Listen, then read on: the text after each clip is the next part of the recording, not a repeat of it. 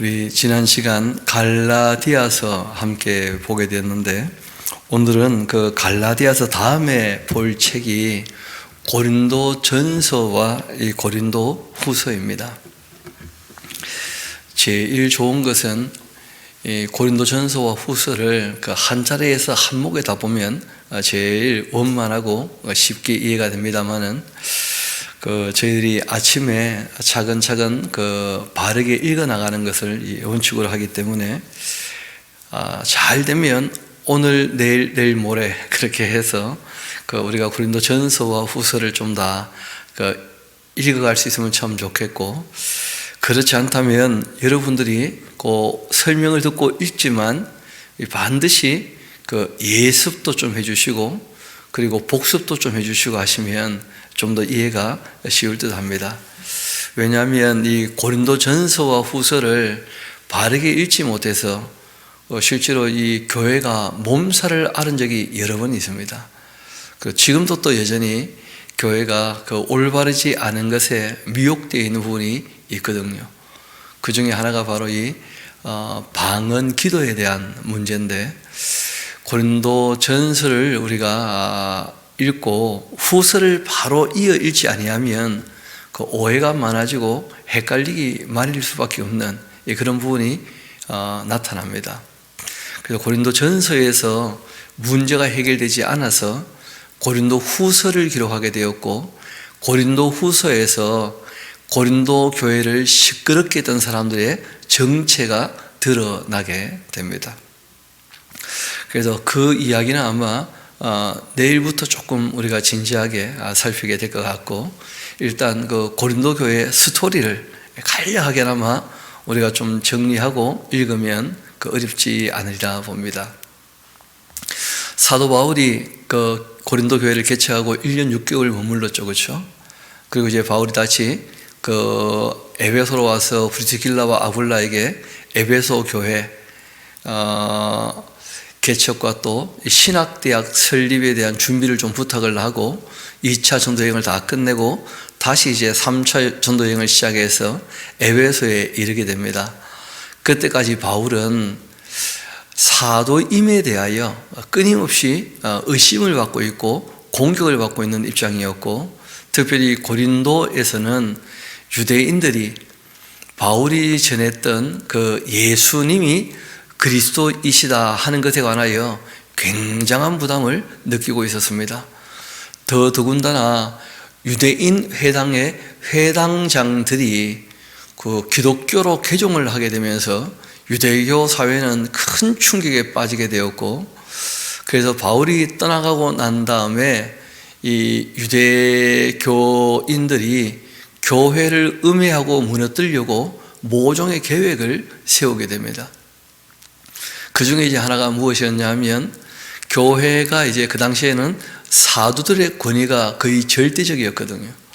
예수님의 직계 제자들이니까.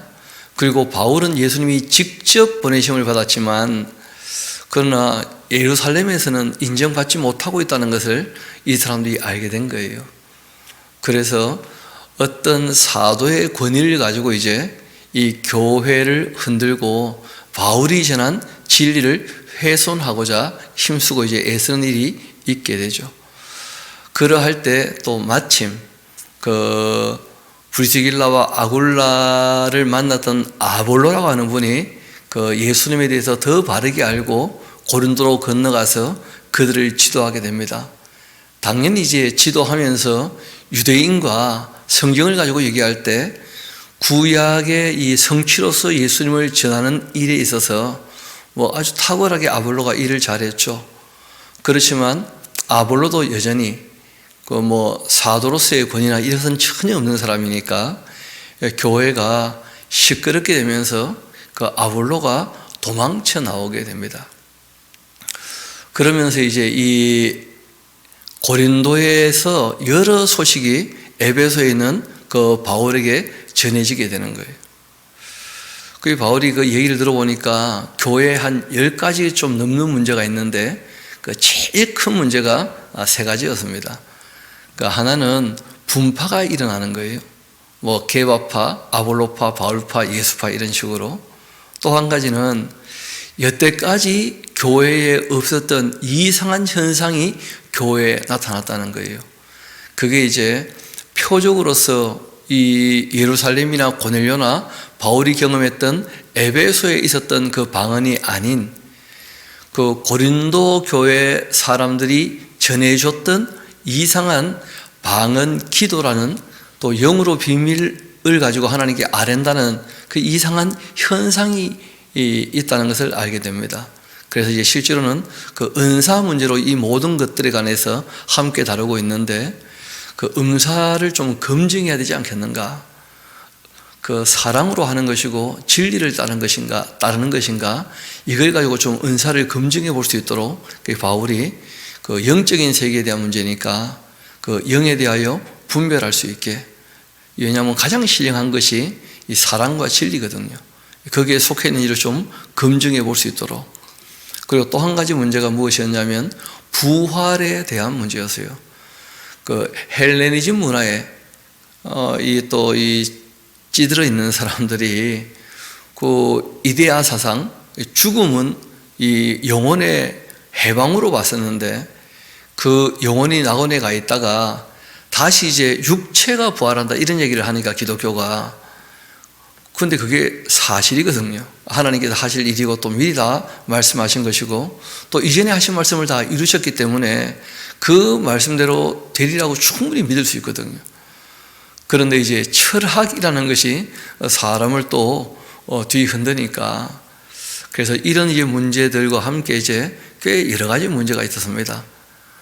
그래서 뭐 우상 제물 문제라든지 또 머리에 뭐 쓰는 문제라든지 혼인에 대한 문제라든지 또는 뭐 이 돈 문제 때문에 다투는 문제라든지 음행에 대한 문제라든지 뭐 교회에 그 문제가 1년 6개월 된 이 어린 교회인데 거기 또 이상한 사람이 들어오고 또 아직까지 그 헬라 문화에서 벗어나지 못하고 뭐 그러니까 이 교회가 조금 시끄럽게 된 거예요.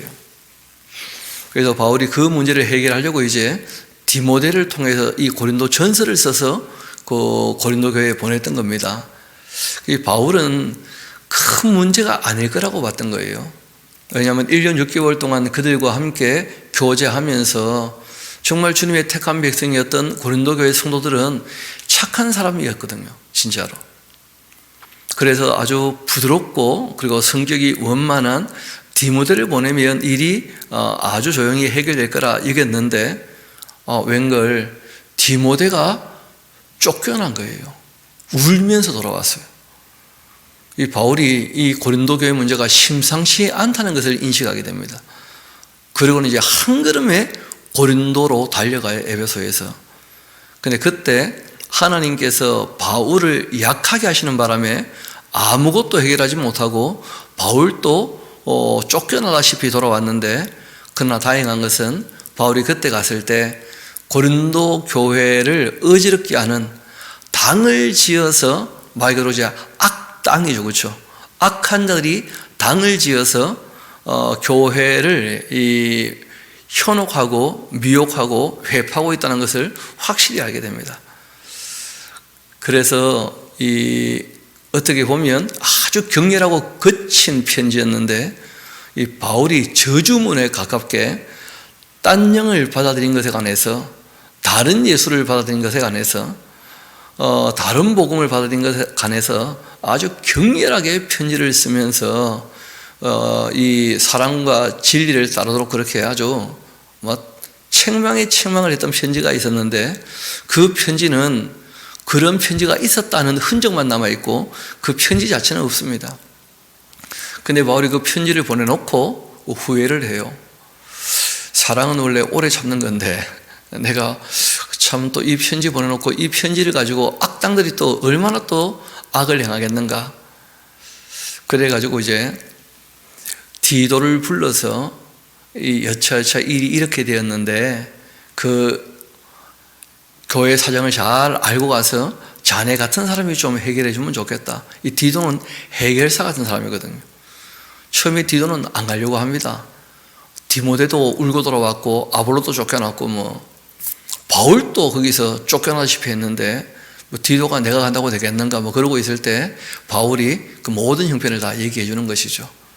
디모데가 와서 얘기해 준 것과 함께 또 바울이 확실히 자기가 보고 와서 얘기해 준 것을 듣고 이제 디도가 나름대로 이제 어떻게 할지를 생각하고 그 고린도로 가게 됩니다. 다행한 것은 바울이 보냈던 격렬한 편지가 그 정말 고린도 교회 성도들의 마음을 찔렀고 그들이 회개하고 돌아오게 되었고 악당들을 다 떠나보내게 된 거예요. 그렇지만 여전히 이제 그 어떤 체험을 하고 신비한 경험을 했기 때문에 이 사람들이 신앙이 어리니까 그 신비한 경험한 것이 막 신령한 세계인 줄 알고 오해를 하는 거예요. 하나님의 말씀을 쫓아 사랑하고 진리를 따르는 것이야말로 진짜 신령한 세계거든요.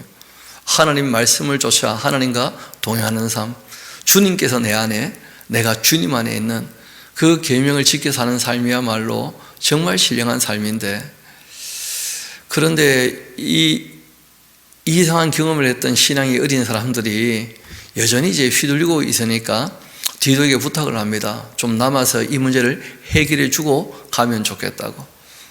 그래서 이 디도가 그들을 좀 지도를 하죠, 신앙으로. 그러니까 이제 바울 입장에서는 디도가 올 때가 되었는데 안 오니까 이제 애가 타서 다시 그 유럽 전역을 다시 한번 거쳐가지고 마게도냐를 거쳐서 이제 아가야 지방으로 가려고, 고린도로 가려고 이제 계획을 세우죠. 그렇게 해서 마게도냐쯤 갔는데 그때 이제 디도는 그 고린도 교회 문제를 원만히 해결하고 이제 그 마게도냐를 해가지고 이제 에베소로 오려고 육로로 해서 이렇게 오고 있는 중이었어요. 그래서 마게도냐에서 디도를 만나서 자초지종을 다 들은 이 바울이 그들에게 그 화해에 대한, 하나님의 위로에 대한, 그리고 헌신에 대한 그 편지를 좀 보내야 되겠다 하는 생각을 하고 고린도 후서 그 1장부터 9장까지 내용을 보내는 겁니다. 그런데 그때 아직도 그 영향을 받을 수 있는, 밖에서 만나면 또 방법이 없잖아요. 또 자기들끼리 만나면 방법이 없는 것이니까 바울이 고린도 교회를 어지럽게 했던 자들의 그 정체를 확실히 드러냅니다. 그리고 그들을 절대 따라가면 안 된다는 아주 경고하시는 그 메시지를 적은 것이 그 고린도 후서 10장부터 13장까지 내용이에요. 그러니까 고린도 후서는 그 두 권의 편지가 붙어 있다 보면 이해가 쉬울 겁니다. 왜냐하면 받는 대상이 다르기 때문이에요. 동시에 디도가 가져갔지만, 그렇게 해서 이 고린도 교회의 문제들과 그리고 그것이 해결되는 일련의 과정과 그리고 그 악당들의 정체까지를 다 우리가 봐야 지금 교회도 이런저런 문제가 있을 수 있거든요. 그런 문제에 대하여 성령께서 계시를 통해 바울을 깨닫게 하시고 교회를 향하여서 그 악당들에게 미혹되지 않게 하셨던 말씀들에 대해서 우리가 쉽게 알아들을 수가 있게 되는 것입니다. 그리고 이제 하나 남은 주제가 또 있는데, 그게 뭐냐면 예루살렘 교회를 돕기 위해서 이렇게 저렇게 좀 우리가 힘쓰고 애쓰면 좋겠다 하고 공부하고 부탁하는 내용들이 있습니다. 우리 그러면 고린도전서, 우리 오늘 1장부터 차근차근 읽어 나가게 될 텐데, 그 편지 끓이니까 배경을 충분히 얘기했으니까 별로 어렵지 않을 겁니다. 고린도전서 이제 오늘 1장부터 쭉 읽어 나가서 11장까지 되면 한번 가볼 텐데, 그 전체 내용은 고린도 교회의 여러 가지 문제들에 관해서 바울이 어떻게 보면 그 어드바이스를 해주는, 충고를 해주고 교정을 해주는 그런 정도의 내용이니까 우리 한번 같이 보도록 합시다. 하나님의 뜻을 따라 그리스도 예수의 그 사도로 부르심을 받은 바울과 형제 소스데네는, 이 소스데네가 회당장이었던 사람이죠. 고린도에 있는 하나님의 그 교회 곧 그리스도 예수 안에서 거룩하여지고 성도라 부르심을 받은 자들, 그 예수 그리스도 안에서 하는 말이 주님의 말씀을 따라 사는 그 계명 안에 있는 것이 주님 안에 있는 것이죠. 그래서 거룩하게 사는 것이죠. 또 성도라 부르심을 받은 자들과 또 이 각처에서 우리의 주, 곧 그들과 우리의 주 되신 예수 그리스도의 그 이름을 부르는 모든 자들에게 하나님 우리 아버지와 주 예수 그리스도로부터 은혜와 평강이 있기를 원하노라. 그리스도 예수 안에서 너희에게 주신 하나님의 그 은혜로 말미암아 내가 너희를 위하여 항상 하나님께 감사하노니 이는 너희가 그 안에서 모든 일 곧 모든 이 은병과 모든 지식의 풍족함으로 그리스도의 그 증거가 너희 중에 견고하게 되어 너희가 모든 은사에 부족함이 없이 우리 주 예수 그리스도의 그 나타나심을 기다림이라. 주께서 너희를 우리 주 예수 그리스도의 그 날에 책망할 것이 없는 자로 끝까지 견고하게 하실 것이다. 너희를 불러 그의 아들 예수 그리스도 우리 주와 더불어 교제하게 하시는 그 하나님은 미쁘신 분이시다. 그러니까 인사말에 몇 번이나 걸쳐 강조한 것이 뭐냐면 예수 그리스도 안에, 그 안에. 그래서 요한이 여기에 대한 설명을 하셔요. 그의 계명을 지키는 것이 그의 안에 가는 것이다. 그래서 이미 교회에는 예수님의 어록지배라 그래서 예수님의 가르침은 이미 교회에도 다 전해지고 있었거든요. 그 산상수훈이라든지 또는 제자도라든지 공동체 강화라든지 천국 강화라든지 뭐 종말 설교라든지 이런 것은 이미 다 예수님의 그 어록들은 다 전달되어서 가르쳐주고 있었기 때문에 그리스도 안에 예수 안에 하는 말을 바울이 얘기하고 있죠. 이어봅시다. 이 첫 번째 이제 문제인데, 형제들아 내가 우리 주 예수 그리스도의 그 이름으로 너희를 권하노니 너희가 같은 말을 하고 너희 가운데 분쟁이 없이 같은 마음과 또 같은 뜻으로 온전히 합해야 될 거다. 내 형제들아 글레오에의 그 지편으로 너희에게 대한 그 말이 나에게 전달되게 되었는데 곧 너희 가운데 분쟁이 있다는 거다. 내가 이것을 말하거니와 너희가 각각 이르되 뭐 나는 바울에게, 나는 아볼로에게, 나는 게바에게, 나는 그리스도에게 속한 자라 그렇게 한다는 것인데 그리스도께서 어찌 이렇게 파로 나누어지겠냐? 바울이 너희를 위하여 십자가에 못 박혔느냐? 바울의 이름으로 너희가 세례를 받았냐? 나는 그리스도와 가이오 외에는 너희 중 아무에게도 내가 세례를 베풀지 아니한 것 감사한다. 이는 아무도 나의 이름으로 세례를 받았다 말하지 못하게 하려고 하는 것이다. 내가 또한 스데와나 집 사람들에게 세례를 베풀었고 그 외에는 다른 누구에게 세례를 베풀었는지 알지 못하노라. 그리스도께서 나를 보내신 것은 세례를 베풀게 하려고 하신 것이 목적이 아니고 오직 복음을 전하게 하려 하심이로되 말의 지혜로 하지 아니하면 그리스도의 그 십자가가 헛되지 않게 하려고 하는 것이다. 십자가의 그 도가 멸망하는 자들에게는 미련해 보이겠지만 구원을 받는 우리에게는 하나님의 능력이 되는 것이다. 왜 이 말씀을 이렇게 강조하느냐 하면 그 유대인들은 그 나무에 달린 자마다 저주받았다는 인식이 있어요. 그러니까 예수 그리스도의 그 복음이 유대인들에게 전해지기가 참 어려운 것이 하나님께 저주받은 자가 어떻게 우리의 메시아이겠느냐 그런 오해가 있는 거예요.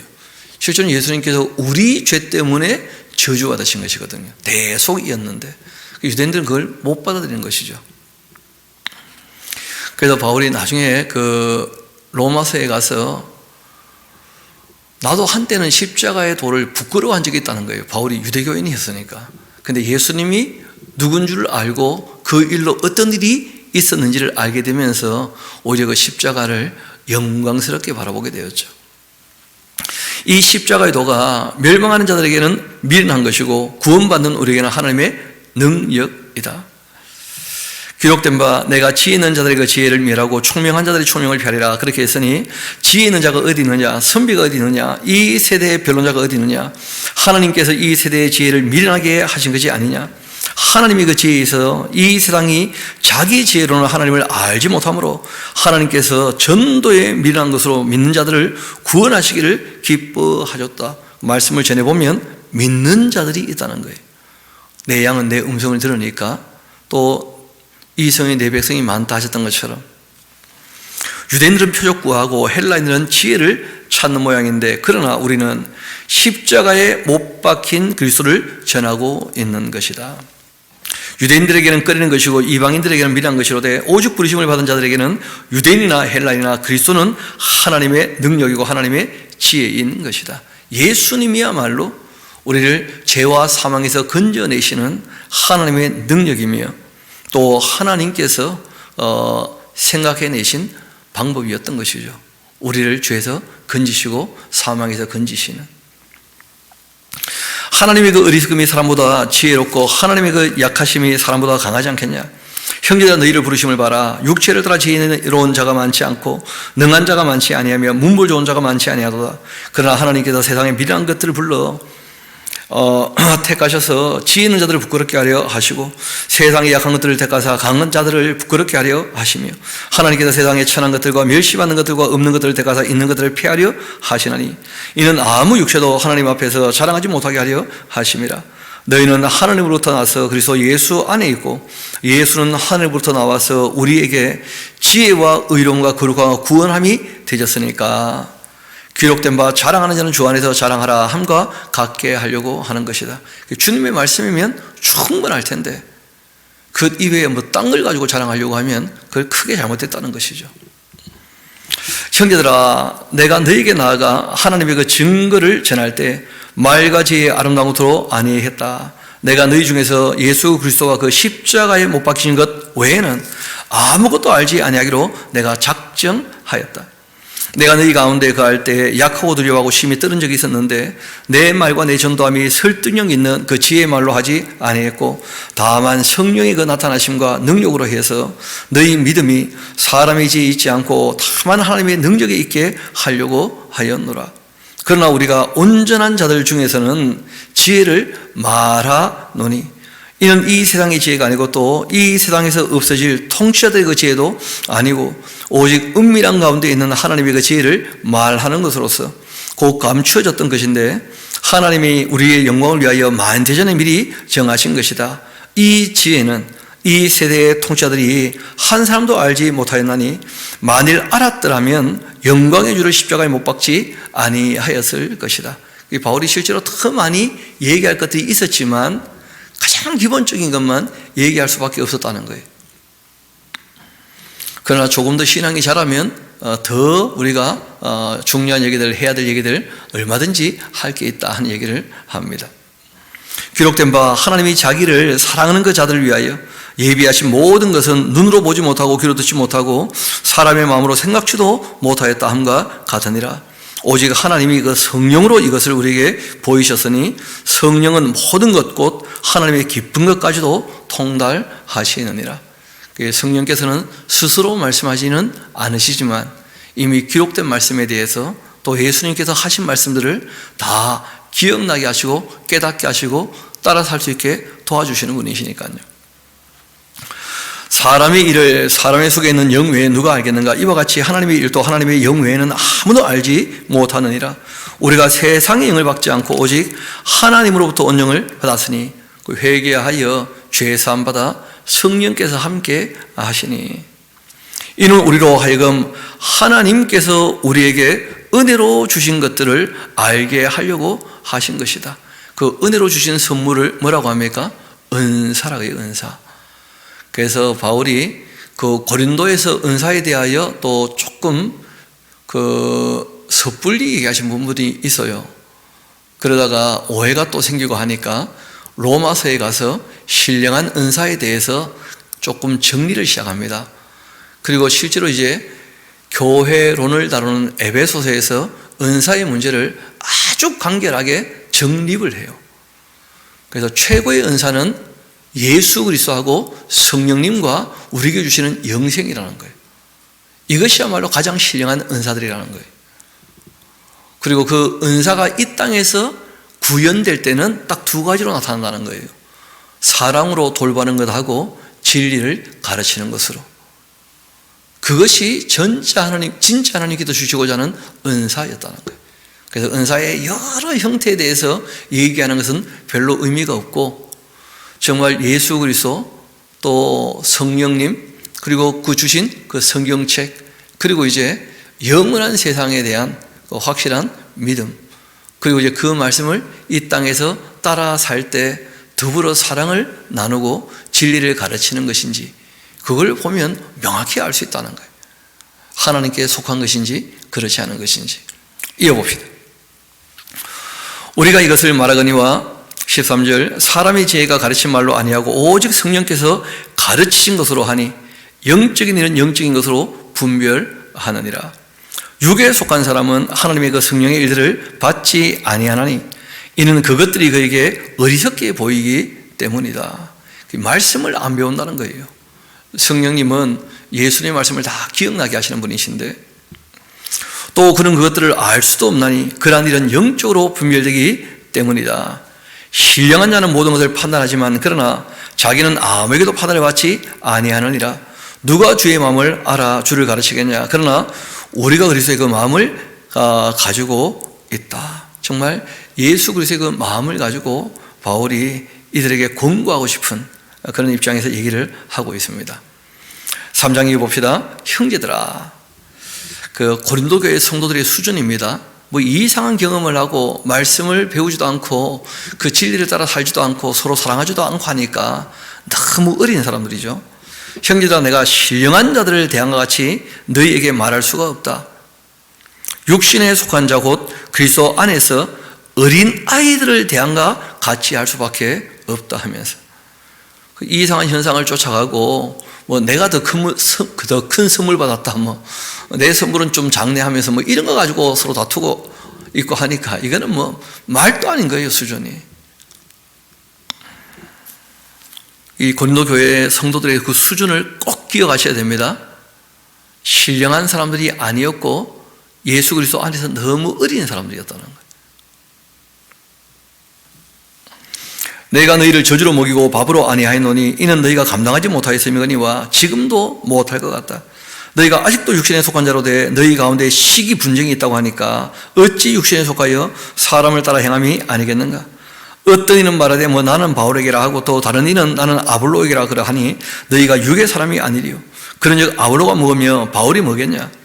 그들은 주께서 각각 주신 대로 너희로 하여금 믿게 한 그 사역자들일 뿐이다. 그 전하였고 전한 것을 들었던 사람들 중에 택한 백성들은 듣고 믿었던 것이죠. 나는 심었고 아볼로는 물을 주었다. 오직 하나님께서 자라게 하신 것이다. 그런즉 심은 이나 물을 주는 이는 아무것도 아니로되 오직 자라게 하시는 이는 하나님뿐이시다. 심는 이와 물 주는 이는 한 가지이나 각각 자기가 일한 대로 자기 상을 받게 될 거다. 우리는 하나님의 동력자들이고 너희는 하나님의 밭이고 하나님의 집이지 않는가.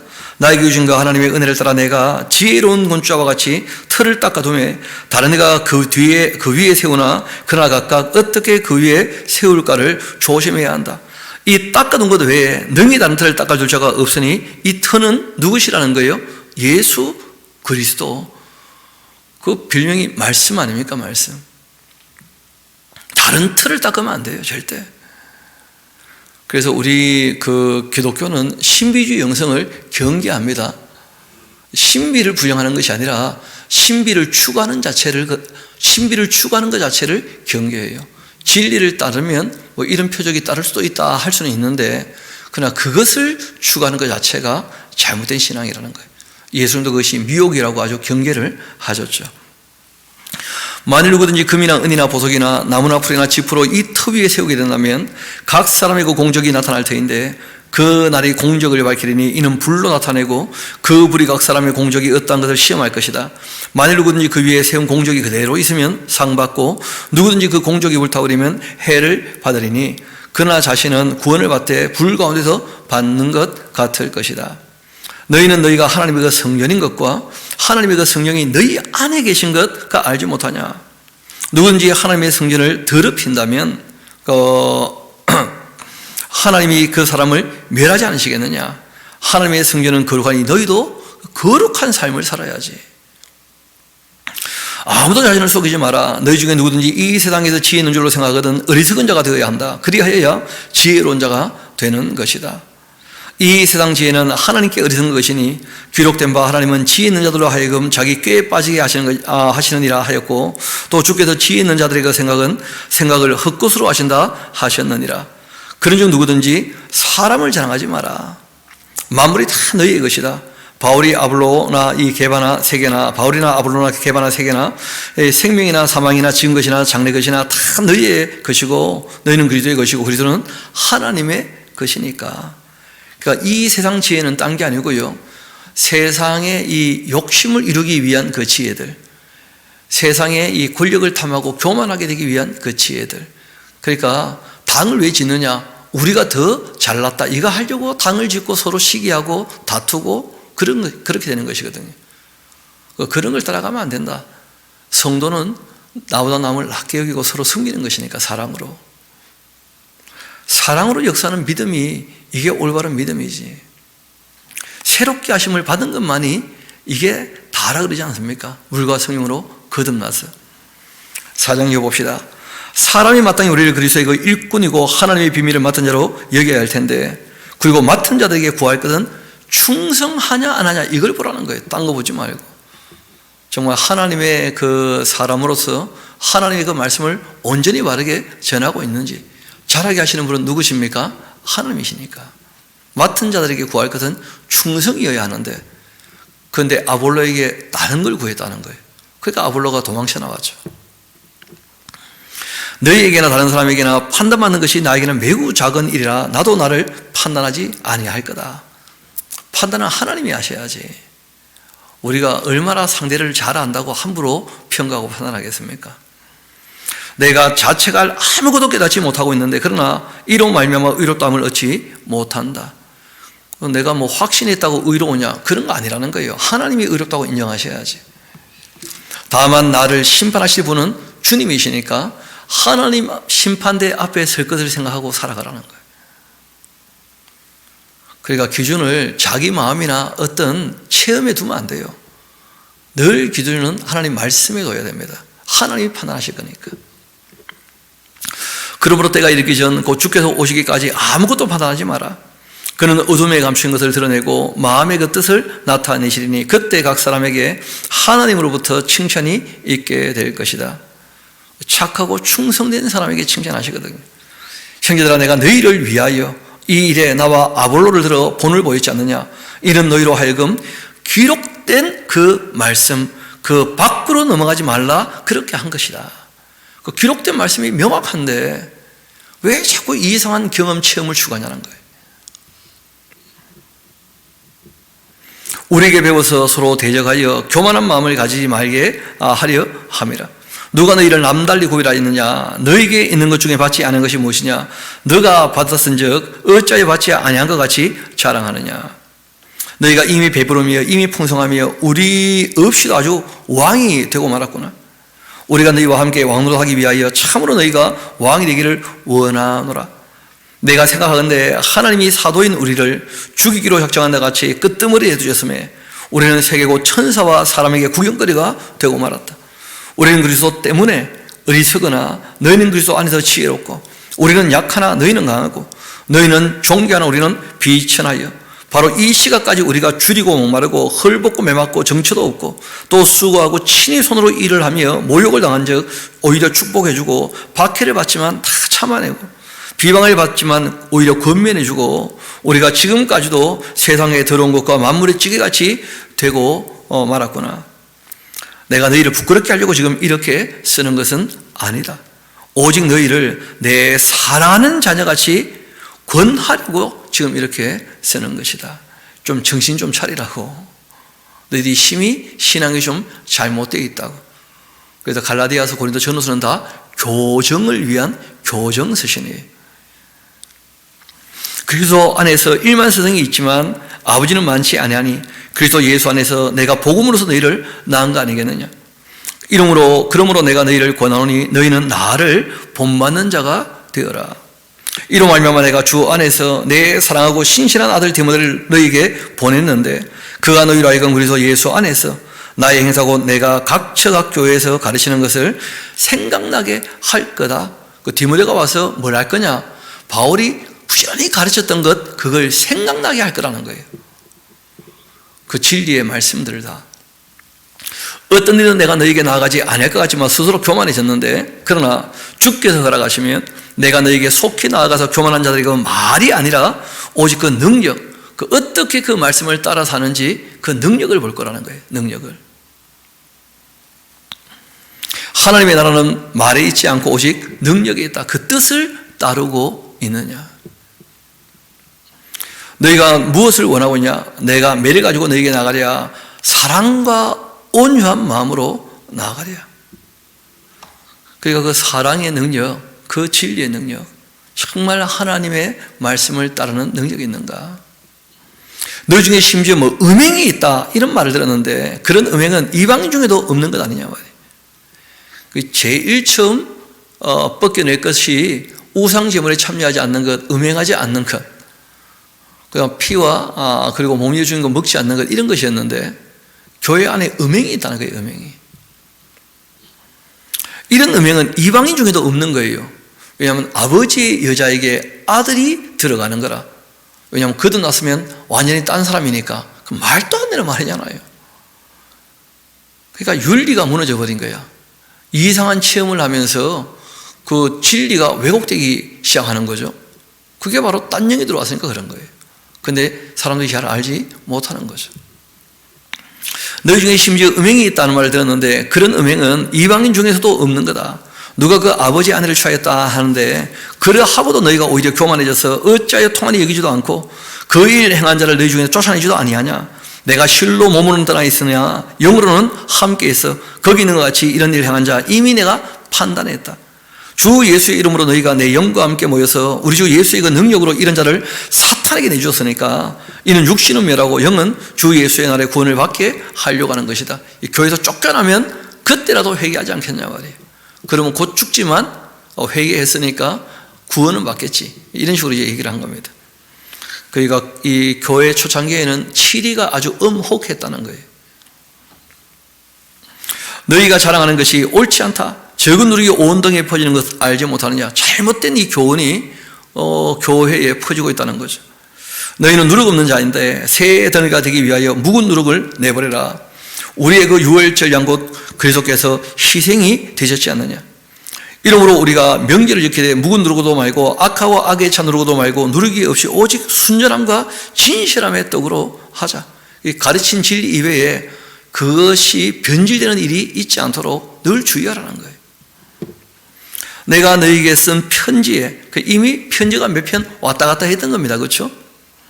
음행하는 자들을 사귀지 말라 하였거니와 이 말은 이 세상의 그 음행하는 자들, 그 당시 이제 헬레니즘 문화에서는 음행이 일상다반사였으니까요. 또 탐하는 자들, 속여 빼앗는 자들, 우상숭배자들 도무지 사귀지 말라 한 것 아니다. 세상에서 빛이 되려면 그들과 더불어 살아야 되는 것이니까. 만일 그러하려면 너희가 세상 밖으로 나가야 할 것 아니냐. 이제 내가 너희에게 쓰는 것은 만일 어떤 형제라는 사람이 그러고 있으면 그 형제 아니라는 거예요. 진짜 거듭난 사람이라면 그럴 수 없다는 거예요. 미혹당하지 않은 사람은 그러지 않는 것이죠. 미혹당할 수 있다는 거예요. 그래서 그런 짓들을 하는 것이죠. 잘못된 교훈 때문에. 이제 내가 너희에게 쓴 것은 만일 어떤 형제라 일컫는 자가 음행하거나 탐욕을 부리거나 우상을 숭배하거나 모욕하거나 술 취하거나 속여 빼앗거든 그런 사람은 사귀지 말아라. 그런 자와는 함께 먹지도 말라 함이라. 밖에 있는 사람들을 판단하는 자가 판단하는 것이야 내게 무슨 상관이 있으요마는 교회 안에 있는 사람들 너희가 판단해야 되지 않겠냐. 밖에 있는 사람들은 하나님이 심판하시는 이와 이 악한 사람 너희 중에서 내쫓아라 말이에요. 이 음행하는 사람 신앙생활을 한다고 하면서도 또 너희 중에 누가 다른 이와 더불어 다툼이 있는데 뭐 구태여 불의한 자들 앞에서 고발하고 또 성도 앞에서 하지 아니하느냐. 돈 문제로 다투는데 세상 법정에 갖고 나가는 거라. 안 믿는 사람에게 또 누가 옳은지 판단해달라 하고 성도가 세상을 판단할 것 너희가 알지 못하냐. 세상도 너희에게 판단을 받겠거든 지극히 작은 것 일 판단하기를 감당하지 못하겠느냐. 우리가 천사를 판단할 것을 너희가 알지 못하느냐. 그러거든 하물며 세상 일이겠느냐. 그러니 너희가 세상 사건이 있을 때에 교회에서 경의 여김을 받는 자들을 세우는 것이냐. 내가 너희를 부끄럽게 하려고 해서 이 말을 지금 하고 있는 것인데 그 부끄러운 일이니까.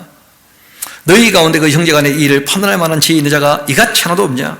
형제가 형제와 더불어 고발할 뿐더러 믿지 않은 자들 앞에서 하고 있느냐. 너희가 피차 고발함으로써 너희 가운데 이미 뚜렷한 허물이 있는 것이니까 차라리 불의를 당하는 것이 낫지 않냐. 차라리 쏟는 것이 낫지 않냐 말이야. 조금 손해보고 말지. 너희는 불의를 행하고 속이는구나. 그는 너희 형제인데 불의한 자가 하나님의 나라를 유업으로 받지 못할 줄을 알지 못하냐. 미혹을 받지 말아라. 음행하는 자, 우상숭배하는 자, 간음하는 자, 탐색하는 자, 남색하는 자, 도적이나 탐욕을 부리는 자, 술 취한 자, 모욕하는 자, 속여 빼앗는 자, 다 하나님의 나라를 유업으로 받지 못한다. 그러니까 그 탐욕, 욕심을 좀 버리라는 거예요. 너희 중에 이와 같은 자들이 있는데 주 예수 그리스도의 그 이름과 우리 하나님의 그 성령 안에서 씻음과 거룩한 거 의롭다 하심을 받았지 않느냐 말이에요. 그거 다 물로 씻었을 텐데, 성령으로 거듭났을 텐데 왜 다시 이 세상 욕심을 추구하냐? 그러니까 영에 속한 사람이 아니고 신령한 자가 아니고 육신에 속한 자, 너무 그리스도 예수 안에서 어린 자들이라는 거예요. 모든 것이 내게 가나 다 유익한 것 아니고 모든 것이 내게 가나 내가 무엇이든지 얽매이지도 아니할 것이다. 음식은 배를 위하지 않고 배는 음식을 위하여 있나니 하나님은 이것저것 다 폐하실 거다. 몸은 음란을 위하여 있지 않고 오직 주님을 위하여 있는 것 아니겠느냐? 주는 몸을 위하여 계시느니라. 하나님이 주를 다시 살리셨고 또한 그 권능으로 우리를 다시 살리실 것이다. 너희의 그 몸이 그리스도의 그 지체인 줄을 알지 못하느냐? 내가 그리스도의 그 지체를 가지고 창녀의 지체를 만들겠느냐? 결코 그럴 수 없지 않느냐? 창녀와 이 합하는 자는 그와 한 몸인 줄을 알지 못하냐? 이르시되 둘이 한 육체가 된다 하셨나니 주와 합하는 자가 한 영인 것이다. 음행을 피해야 한다. 사람이 범하는 죄마다 몸 밖에 있는데 음행은 자기 몸의 죄를 범하는 것이니까.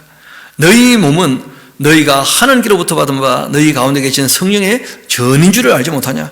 너희는 너희 자신의 것이 아닌 거야. 예수님께서 핏값을 주고 너희를 사신 거니까. 그런즉 너희 몸으로도 하나님께 영광을 돌려야 돼. 그러니까 욕심을 따르지 말고 음행을 따르지 말고.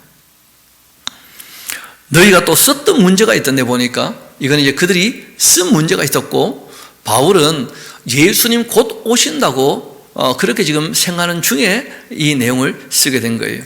그러니까 지금 우리에게는 직접적인 그 교훈이 되지 않지만 진짜 종말의 징조가 일어날 때는 굉장히 의미 있는 말씀이 되겠죠.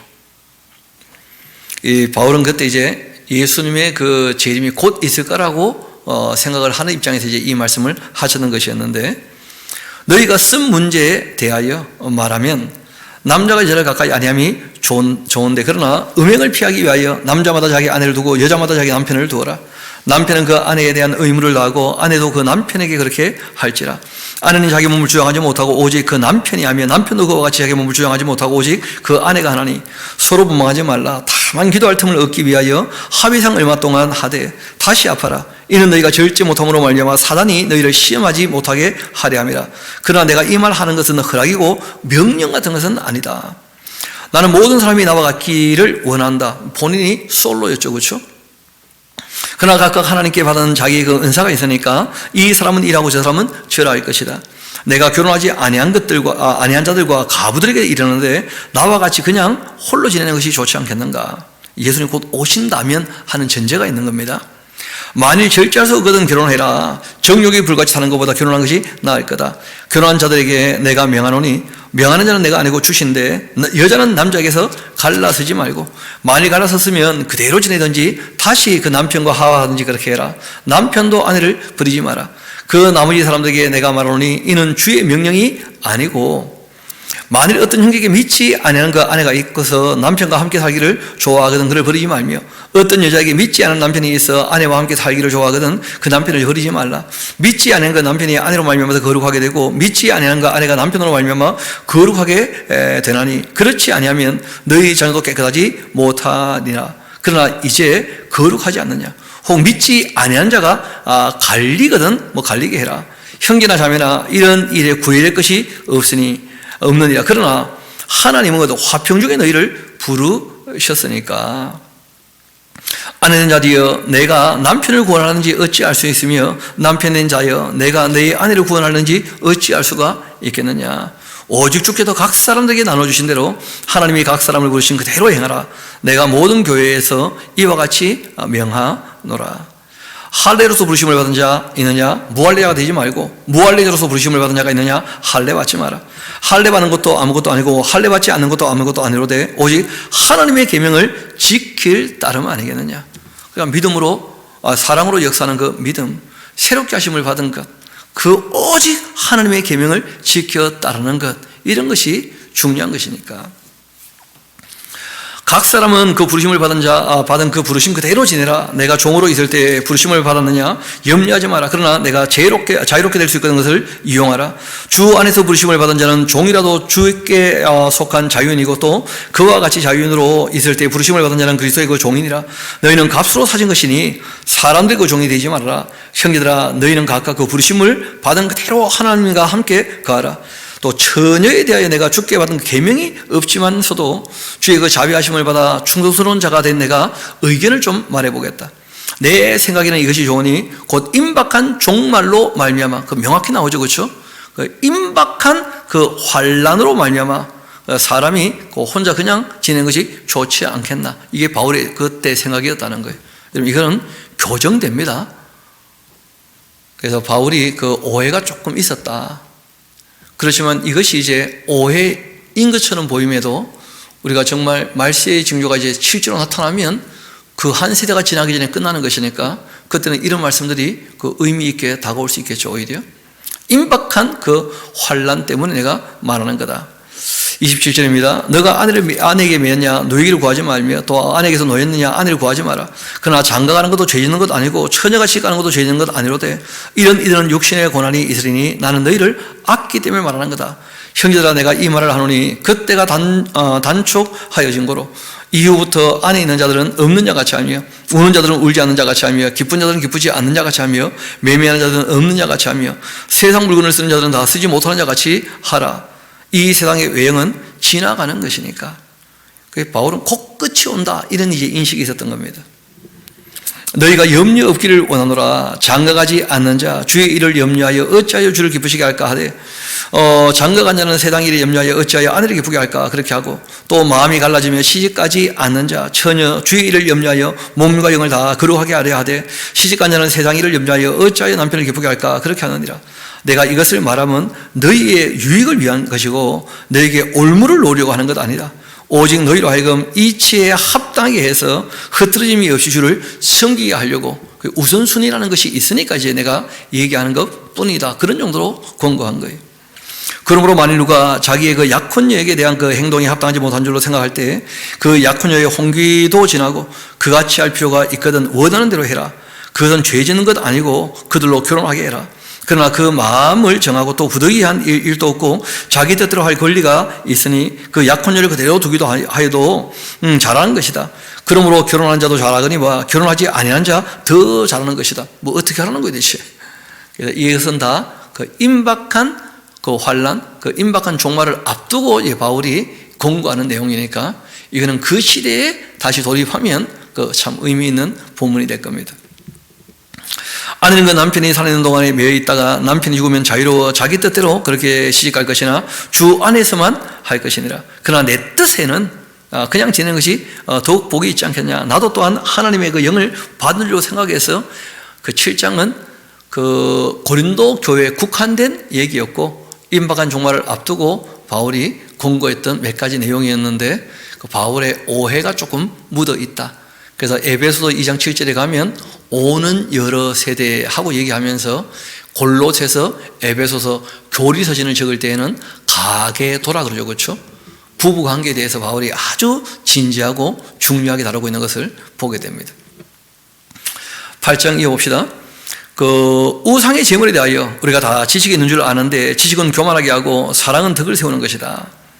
만일 누구든지 무엇을 아는 줄로 생각하면 아직도 마땅히 알 것을 알지 못하는 것이다. 또 누구든지 하나님을 사랑한다면 그 사람은 하나님도 알아주신다. 그러므로 우상 제물 먹는 일에 대하여 우리가 우상은 세상에 아무것도 아니고 또 하나님은 한 분밖에 없는 줄 알고 있는데 비록 하늘이나 땅이나 신이라 불리는 자가 있어 많은 신과 많은 주가 있다고 하는데 그러나 우리에게는 한 하나님 곧 아버지가 계시니 만물이 그에게서 났고 우리도 그를 위하여 있고 또한 한 주 예수 그리스도께서 계시니 만물이 그로 말미암고 우리도 그로 말미암아 있느니라. 그러나 이 지식은 모든 사람에게 있는 것이 아니지 않느냐.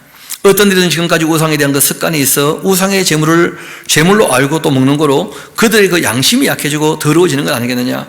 음식은 우리를 하나님 앞에 내세우지 못하느니 우리가 먹지도 않는다고 해서 더 못 사는 것도 아니고 먹는다고 해서 더 잘 사는 것도 아니다. 그런즉 너희의 그 자유가 믿음이 약한 자들에게 걸려 넘어지게 하는 것이 되지 않도록 그 조심해야 된다. 그러니까 우상 제물 먹지 않도록 얘기했지만 우상은 실제로 아무것도 아니니까 소나 양고기 뭐 시장에 내다 팔면 사 먹을 수 있는데, 그런데 신앙이 어린 사람들은 안 먹기로 했는데 왜 먹느냐, 또 그럴 수 있는 것이니까 그 어린 사람의 그 양심을 살펴서 어린 사람이 실족하지 않도록 그렇게 행동하라는 거예요. 지식 있는 내가 우상의 이 집에 앉아 먹는 것을 누구든지 보게 되면 그 믿음이 약한 자들의 그 양심이 담력 얻어 우상의 재물을 먹게 되지 않겠냐 말이에요. 그러면 너희의 지식으로 그 믿음이 약한 자가 오히려 멸망하게 되는 것이니까 그는 그리스도께서 위하여 죽으신 형제이지 않느냐. 이같이 너희가 형제에게 죄를 지어 그 약한 양심을 상하게 하는 것이 곧 그리스도에게 죄를 짓는 것이 되는 거다. 그러므로 만일 음식이 내 형제를 실족하게 한다면, 이 바울의 입장은 나는 영원히 고기를 먹지 않겠다, 이게 바울의 결단이었어요. 그럼 뭐 고기 때문에 이게 뭐 우상 제물이냐 아니네, 그러니까 여전히 그 하나님을 섬긴다고 하면서도 그 우상, 그 귀신, 다른 신이 있지 않는가 하고 생각하는 이 신앙이 어린 사람이 있을 수 있다는 거예요. 그들을 생각해서 아예 그냥 우상 제물은 안 먹는 것으로, 정말 영의 세계를 바르게 아는 사람은 하나님 이외에는 신이 없는 거 아닙니까? 그러니까 우상에게 제물을 드렸다 해봤자 그거는 뭐 다 헛것이니까, 그러니까 고기는 고기일 뿐인데, 그러나 신앙이 어린 사람이 오해할 수 있으니까. 그래서 우리가 신앙생활 할 때는 효율성이 중요한 게 아닙니다. 여러분, 신앙에서 진짜 중요한 것은 뭐냐면 약한 사람을 배려하는, 사랑하는 자세예요. 그래서 사랑으로 돌본다라고 할 때 신앙 어린 사람들을 배려하라는 뜻이에요. 그들이 실족하지 않게, 신앙이 자랄 수 있게. 그래서 지식을 가지고 뭐 안다고 괜찮아 하는 게 괜찮은 게 아니라는 거예요. 그래서 신앙이 어린 사람이 자랄 수 있도록 도와주는 것, 사랑으로 돌보는 것과 함께 또 지식을 전하는 게 아니고 진리를 가르쳐야 신앙이 자라게 되어져. 구약 이어봅시다. 내가 자윤이 아니냐, 사도가 아니냐, 예수 우리 주를 보지 못하였냐, 내가 주 안에서 행한 나의 일이 너희가 아니더냐. 다른 사람들에게는 내가 사도가 아니라 할지라도 너희에게는 내가 사도이지 않느냐. 나의 사도됨을 주 안에서 인친 건 너희다. 나를 비판한 자들에게 별명할 것이 이것인데 우리가 먹고 마시고 우리가 없겠냐. 우리가 다른 사도들과 또 주의 형제들에게 게바와 같이 믿음의 그 자매된 아내를 데리고 다닐 권리가 없겠냐. 어찌 나와 바나바만 일하지 아니할 권리가 없겠냐. 누가 자기 비용으로 군 복무를 하겠냐. 누가 포도를 심고 그 열매를 먹지 않겠냐.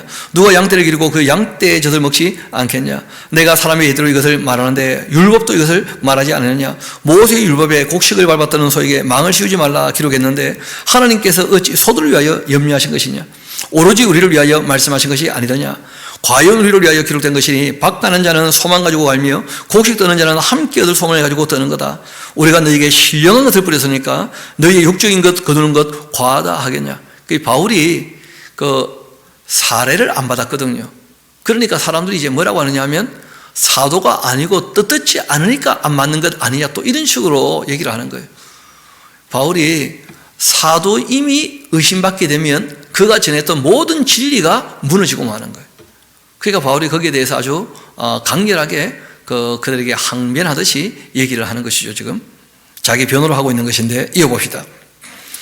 11절 우리가 너희에게 신령한 것 뿌렸으니까 너희의 그 육적인 것 거두기로 과하다겠냐. 다른 이들도 너희에게 이런 권리를 가졌거든 하물며 우리가 보냐. 그러나 우리가 이 권리를 쓰지도 않고 범사에 참는 것은 그리스도의 그 복음에 아무 장애가 없게 하려고 했던 거다. 성전의 일을 하는 이들은 성전에서 나는 것을 먹으며 제단에서 섬기는 이들은 제단과 함께 나누는 것을 너희가 알지 못하냐. 이와 같이 주께서도 복음 전하는 자들이 복음으로 말미암아 살리라 그렇게 명하셨다. 그러나 내가 이것을 하나도 쓰지 아니했고 또 이 말을 쓰는 것은 내가 이같이 해달라고 얘기하는 것 아니다. 내가 차라리 죽을지언정 누구든지 내 자랑하는 것을 헛된 대로 돌리지 못하게 하리라. 내가 복음을 전할지라도 자랑할 것이 없으면 내가 부득불 할 일을 한 것뿐이니까 만일 복음을 전하지 아니하면 오히려 내게 화가 있을 거다.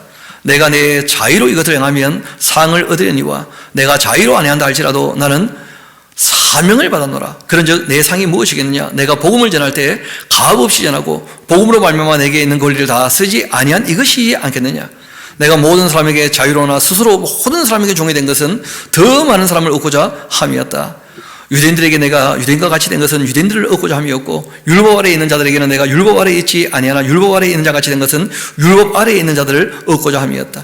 율법 없는 자들에게는 내가 하나님께는 율법이 없는 자가 아니고 도리어 그리스도 율법 아래에 있는 자이나 율법 없는 자와 같이 된 것은 율법 없는 자들을 얻고자 함이었다. 약한 자들에게 내가 약한 자같이 되었고 또 약한 자들을 얻고자 함이었고 내가 여러 사람에게 여러 모습이 된 것은 아무쪼록 몇 사람이라도 구원하고자. 그러니까 신앙 어린 사람에게 늘 바울이 어떻게 했다는 거예요? 수준을 맞추어 줬다는 거예요. 그리고 이제 진리 앞으로 이끌려고 너희는 나를 본받는 자가 되라, 그렇게 하신 것이죠. 내가 복음을 위하여 모든 것을 행한 것은 복음에 참여하고자 함이었다. 운동장에 다름질하는 자들이 다 달리시라도 오직 상을 받는 자 한 사람인 줄 너희가 알지 못하냐? 너희도 상을 받도록 이와 같이 다름질을 해라. 이 길을 다투는 자마다 모든 일에 절제하는 것 아니냐? 그들은 썩을 승리자의 관을 얻고자 하되 우리는 썩지 아니할 것을 얻고자 하노라. 그러므로 나는 다름질하기를 향방이 없는 같이 아니하고 싸우기를 허공을 치는 같이 아니하며 내가 내 몸을 쳐 복종하게 하면 내가 남에게 전파한 후에 자신의 도리어 버림을 당할까 두려워함이로다. 형제들아, 나는 너희가 알지 못하기를 원하지 않는다. 다 알기를 원하죠. 우리 조상들이 다 구름 아래에 있고 바다 가운데 지나고 모세에게 속하여 다 구름과 바다에서 세례를 받았지 않느냐. 다 같은 신령한 음식을 먹었고 다 같은 신령한 음료를 마셨는데 이는 그들을 따르는 신령한 반석으로부터 맞았음에 그 반석이 곧 그리스도시다. 그러나 그들의 그 다수를 하나님께서 기뻐하지 아니하셨으므로 그들이 광야에서 멸망받지 않았느냐. 그러니까 하늘로부터 내리는 만나와 반석을 쪼개 나는 그 물을 마시고 하나님의 인도하심을 경험했다 할지라도 광야에서 멸망받는 사람들이 얼마든지 있다는 거예요. 왜냐하면 신앙은 관계에 대한 문제거든요. 하나님이 일방적으로 한다고 되어지는 게 아니라는 거예요. 사람이 올바르게 응답을 해야죠. 이러한 일은 우리에게 본보기가 되어 우리로 하여금 그들이 악을 즐겨한 것 같이 즐겨하는 자 되지 않게 하려고 하는 것 아니냐. 그들 가운데 어떤 사람들과 같이 너희는 우상 숭배자 되지 말아라. 기록된 바 백성이 앉아서 먹고 마시고 일어나 뛰논다 한가 같다. 그들 중에 어떤 사람들이 음행하다가 또 하루에 23,000명 죽지 않았냐. 우리는 그들과 같이 음행을 하지 말자. 또 그들 가운데 어떤 사람들 주를 시험하다가 또 뱀에게 멸망하였나니 우리는 그들과 같이 시험하지 말자. 그들 가운데 또 어떤 사람들이 원망하다가 또 멸망시키는 자에게 멸망하였나니 이는 그들과 같이 너희는 그들과 같이 원망하지를 말아라. 하나님 앞에 욕심을 부리거나 아니면 원망을 하면 다 하나님을 시험하는 것이죠. 그들에게 일어난 이런 본보기가 되는 것이고 또한 말세를 만나 우리를 깨우치기 위하여 기록된 것 아니겠느냐. 그런즉 선줄로 생각하는 자 넘어질까 조심해야 돼. 나는 이제 믿음이 온전하니까 아무거나 다 먹어도 돼. 그런 오해하면 안 돼. 신앙 어린 사람을 늘 배려해 줘야지. 사람이 감당할 시험 밖에는 너희가 감당한 것이 없지 않은가. 오직 하나님의 미쁘사 너희가 감당하지 못할 시험당함을 허락지 아니하시고 시험당할 점에 또한 피할 길을 내사 너희로 능히 감당하게 하시느니라. 그런즉 내 사랑하는 자들아, 우상 숭배하는 일을 피해야 하지 않겠냐. 나는 지혜 있는 자들에게 말한 것 같이 하는데 너희는 내가 이런 말을 스스로 판단해 봐야 할 거다. 우리가 축복하는 바 축복의 자는 그리스도의 그 피에 참여함이 아니며 우리가 떼는 떡은 그리스도의 몸에 참여하는 것이 아니겠느냐. 떡도 하나고 많은 우리도 한 몸이니까 이는 우리가 다 한 떡에 참여하는 것이다. 육신을 따라 난 이스라엘을 봐라. 제물을 먹는 자들이 제단에 참여하는 자들이 아니더냐. 그런즉 내가 무엇을 말하느냐. 우상 제물은 무엇이며 우상은 무엇이냐. 무릇 이방인이 제단하는 것들은 귀신에게 하는 것이고 하나님께 제단하는 것이 아니니 나는 너희가 귀신과 교제하는 자 되기를 원치 않는다. 너희가 주의 잔과 귀신의 잔을 겸하여 마시지 못하고 주의 식탁과 또 귀신의 식탁에 겸하여 참여하지 못할 것이다. 그러면 우리가 주를 노여워하시게 하겠느냐. 우리가 주보다 강한 자겠느냐. 모든 것이 가하지만 모든 것이 유익한 것 아니고 모든 것이 가하지만 모든 것이 덕을 세우는 것이 아니니. 그 다음 아주 중요한 말씀을 하시죠. 사랑이라고 하는 것은 누구든지 자기의 유익을 구하지 말고 남의 유익을 구하라는 거예요. 나만 좋으면 다 좋다. 그건 좋은 신앙이 아니라는 거예요. 함께 신앙생활을 해나가는 것이니까. 불신자 중 누가 너희를 청할 때 너희가 또 가고자 하거든 너희 앞에 차려놓는 것이 무엇인지 양심을 위하여 묻지 말고 그냥 먹어. 왜냐하면 우상 제물도 섞일 수도 있는데 우상은 아무것도 아니니까. 그렇지만은 누가 또 너희에게 이것이 우상 제물이었다고 말해주면 말하는 사람의 그 양심을 위해서 안 먹으면 되지 않느냐. 내가 말한 양심은 너희 것 아니고 남의 것이니까 어찌하여 내 자유가 남의 양심으로 말미암아 판단을 받겠는가? 만일 내가 감사함으로 찾냐하면 어찌하여 내가 감사하는 것에 대하여 비방을 받겠는가? 그런즉 이 8장 9장 10장 이 결론인 겁니다. 그런즉 너희가 먹든지 마시든지 무엇을 하든지 다 하나님의 영광을 위하여 해. 하나님의 영광을 위한다는 게 뭡니까? 나를 위하지 않고 남을 위하여 배려하는 것. 서로 사랑하는데 오히려 나보다 남을 더 낫게 여기고 상대가 나보다 못하다 할지라도 존중해 주는 것. 내가 뭐 지식이 좀 있다고 교육 시간에는 딱 교육하면 되는 것이고요. 평소에 뭘 자꾸 가르치려고 하면 오히려 그게 문제가 되는 거예요. 우리가 읽고 듣고 배운 대로 자기의 삶 가운데 실천하면 되는 것인데, 그러나 늘 신앙 어린 사람을 어떻게 하라는 거예요? 배려해 주어라. 그게 하나님께 영광을 돌리는 거예요. 먹든지 마시든지 무엇을 하든지 이 평화를 깨트리지 않도록 사랑으로 대하는 것이죠. 유대인들에게나 헬라인에게나 하나님의 교회나 거치는 자가 되어서는 안 된다. 이 교회 안에서 거치는 자가 되면 안 돼요. 나와 같이 모든 일에 모든 사람을 기쁘게 하여 자신의 유익을 구하지 아니하고 많은 사람의 유익을 구하여 그들로 구원을 받게 하라. 내가 그렇게 그리스도를 본받은 자 된 것 같이 너희는 나를 본받는 자가 되면 좋겠다 하면서 바울이 그 신앙의 본을 보였으니까 그렇게 우리가 신앙생활을 해야 되지 않는가. 그래서 뭐 여러 가지 얘기를 다루고 있지만 실상은 분파가 나누어진 것도 뭐가 없기 때문입니까? 사랑하지 않기 때문이었고, 음행도 진리를 따르지 않은 이었고, 우상제물의 문제도 다 마찬가지였죠. 교회가 시끄러웠던 이유가 다 거기 있었다는 거예요. 사랑이 없고 진리를 따르지 않기 때문에 문제가 되고 있다는 거예요. 그리고 이제 우리 11장부터는 내일 우리 이어서 보도록 합시다. 기도하시겠습니다.